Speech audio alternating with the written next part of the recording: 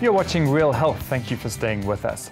Stomach pain and gut issues are one of the most common complaints in people's health, and there generally is a lot of well-meant advice out there, but sometimes, as much as we try, these interventions work and then they get to a point where they don't. Now what? Well, we've invited nutritional therapist and NLP practitioner Nikki Robertson to tell us why and how we can go about decoding our stomach issues and natural solutions to managing and treating them. Welcome, Nikki. Thank you for joining us. Thank you. Now, Nikki, stomach issues, I think everyone's dealt with a stomach complaint at some point in their lives, and if it's a short period, it's something that goes away, that's fine. But then if it's a persistent, recurring thing and we start to have to take things and we continue to take things, why is it that things work for a time and then stop working? You know, I see people almost every day with exactly this description of what you've just voiced so well. Because, you know, what we've become, I think, is a society of not wanting to do the work. We're looking for the quick fix, we're looking for the magic pill. We found that our friend or colleague has taken a certain medication or concoction or probiotic and it's worked and we think it's going to work for us, but we are not willing to stop eating the rubbish, and we're not willing to manage our stress, and we're not willing to purge the toxic relationships in our lives, because gut is so connected to every other part of the body. I mean, we all know of the microbiome, the gut microbiome, which is an intelligent ecosystem in and of itself, and it adapts to the environment. So if our environments are toxic and we're really stressed, the gut is going to be a reflection of that. So no matter what healthy new promise we happen to swallow because we've heard that it's worked for somebody else, eventually that microbiome is going to adapt to the environment again, and we're going to be back to square one. And people spend a fortune trying to fix something that is a real problem without doing the hard work. Absolutely. Yeah. So now you say we take something, it works for a while, and then the biome adapts to it. Yes. So it's not as if what we've been taking has not helped in any way. It's just that we've not helped ourselves to prolong or to continue or to correct, as opposed to just, I keep saying, putting a Band-Aid on things. Yes, you know? Putting a Band-Aid. So we think of the gut as just the tummy. And you know, a lot of people are aware that when we're stressed, we get a tummy ache. So we know that there's a mind-body connection. For a lot of people, when they travel, they get constipated. So they know that the environment is a reflection on what's going on in the gut, but we don't realize or are willing to do the heavy lifting and the daily work that it takes to change that. So yes, you can take a probiotic and you might feel, may or may not feel a temporary change to the situation. But probiotics are not the answer, and I think, you know, it's the responsibility of you know, doctors and nutritionists and healthcare practitioners to explain to people that these are not magic pills, and you know, not everybody's suited to a probiotic. There are billions of different kinds of bacteria out there, and when you take a certain probiotic, for example, over a period of time, you can build up a resistance. You can start creating a bacteria that starts fighting you all over again, because we're not putting in enough diversity via the diet. We are not eliminating the processed foods, the chemical load that's going into the system, and expecting the system to just work. So eventually it's going to build an intelligence and a work around the situation, and you're going to still end up with the symptoms because we're just not doing the hard work. And whether that's wanting to lose weight and looking for a fat burner, or it's wanting to get rid of SIBO or bloating or some kind of tummy issue and just hoping that the probiotic's going to mask or get rid of the discomfort so that we can still go and have half a bottle of wine every night, it's not going to work in the end. You know, if we look back again 50, 100 years ago, there were none of these problems. We had other problems, but nobody really battled with SIBO. There wasn't even a word for IBS. What? Okay, so let's go to specific things. You mentioned SIBO, IBS, there's GERD as well. Do you want to explain a little bit of detail around what these conditions are? Okay, so IBS is just a blanket term for a sore tummy. It's a blanket term for chronic bloating that doesn't respond to, that's not a bug or a pathogen based, you know, you can't say it's gastro. So IBS is what some people say is a spastic colon. So there's pain and spasm in the upper region of the gut, and there's almost always bloating, especially in the late afternoon, in the sort of the lower abdominal area.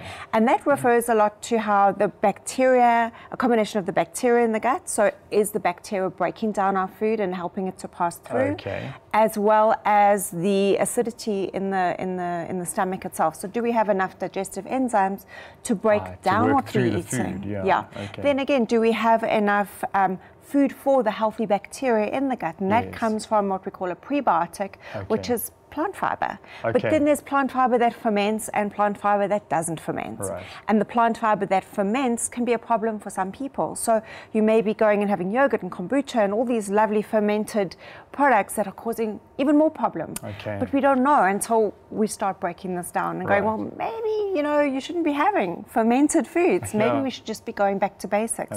There's a lot of confusion as well about whole grains, where carbs are the enemy, but you eat whole grains in the form of low GI brown bread. That is not a whole grain. That is a chemically processed food. So there's a lot of confusion. And when you put those foods into the system, we go, well, it must be gluten.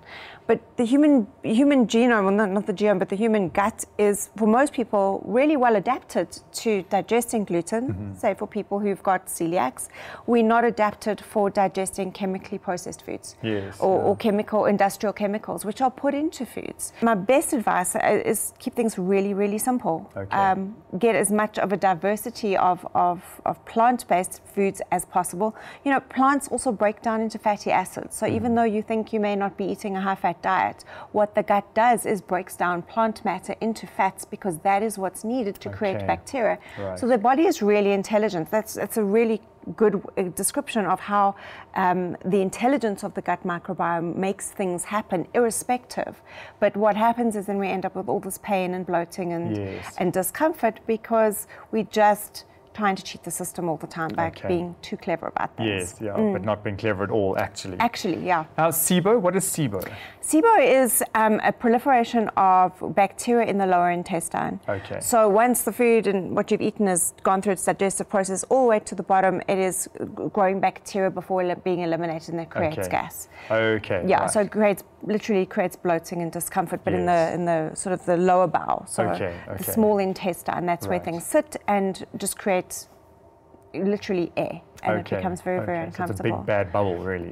So whether you're talking about GERD or SIBO, it's that entire ecosystem from the saliva and the way we chew and the way we swallow, right through to the digestive enzymes. Is there enough acid to break down what we're eating? And then is there enough beneficial bacteria, not necessarily putting in a probiotic to proliferate the bacteria in the gut, but is the gut able to make its own natural balance of bacteria from the foods we're eating, or are the foods so chemical that it's killing off that microbiome and it's having to adapt and almost mutate in a way that is causing disease.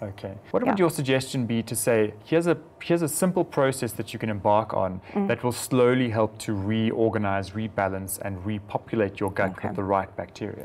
So generally speaking, my best advice for most people is to cut out all processed food completely. So processed food is, if you had to look at a box that the food comes in, that's already a problem, because it shouldn't come in a box. It shouldn't have a list of ingredients. And that's going to cut out, I'd say, 60 to 70% of your issues to begin with. The next thing is cold drinks. So artificial sweeteners are a big, big problem. A lot of them aren't digested, and they start growing non-beneficial bacteria in the gut and can actually cause an overgrowth of the wrong kinds of bacteria. If it comes in a packet, like a loaf of brown bread, and it has a shelf life of, say, 7 days, don't eat that. So if we're going to really simplify it down, if it has a long shelf life, it's not good for your tummy. If you do battle from bloating and discomfort and reflux, stay away from the yogurts. Stay away from the fermented foods, just to see if that doesn't help. Cut out dairy. Dairy very often grows the wrong kind of pathogenic bacteria as well. And, eventually you think you're left with nothing. So what do I eat? We've got to go back to eating vegetables. So when we say plant-based diets, you're looking at about 60 to 70% of your plate is leafy greens, is a variety of colorful fruits and vegetables, low sugar fruits, mostly vegetables, and protein. And it can be done cheaply as well. You don't have to spend a fortune. A tin of sardines is really easy, very beneficial, full of good fats, protein that anyone can get their hands on for very little money, truth be told. And combine that with vegetables that still look like vegetables. And that is really it. And it is simple. It doesn't take complicated, expensive medication in, and fancy bone broths, which you could make yourself.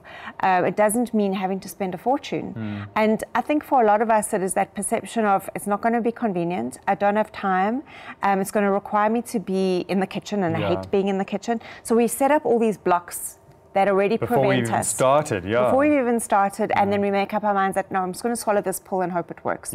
And we end up on this treadmill of never-ending misery. The other thing to really be cognizant of is our stress levels and our anxiety levels and what we are having to deal with on a daily basis. And it is like the frog in the pot syndrome, where the water is slowly boiling, but because it's so slow, we don't realize that we're sinking and that we are slowly frying. And daily practice of meditation, of mindfulness, exercise really goes a long way to helping, because that gut-brain axis is a scientifically viable, provable phenomenon. It's not even in the realm of woo-woo anymore. The vagus nerve is an actual physically measurable, part of the human anatomy, and it goes from the brain right into the gut, and you can see this. And you can measure that when a person is anxious, it creates a gut response. When you can see when a person's happy, it also creates a favorable gut response. So really purging what isn't working in your life is maybe even easier than changing your diet. The simple things. It's going back to basics on so many levels. That's it. And we're making really complex the most simple of things, because the gut is meant to be healthy. It's meant to work. You're meant to go to the toilet once or twice a day. Getting complicated and taking complicated medications just to go to have a bowel movement is crazy. It means that something's wrong at a very basic, fundamental level. So Nikki, really I think the essence of the lesson that people need to take from this is, as you say, it's not about finding something to solve the problem by taking something. It's about fundamentally changing how you eat, how you think, and how you exist within the world. Just simplify your life, take a deep breath, and just go as simplified as you can, and that real. usually and real and whole, and just stop the bus, because I think that's the problem. The bus is running away. Absolutely. Nikki, thank you so much. Lots to think about there, and I hope that you guys out there get yourselves back on track and find a way to manage your stomach issues.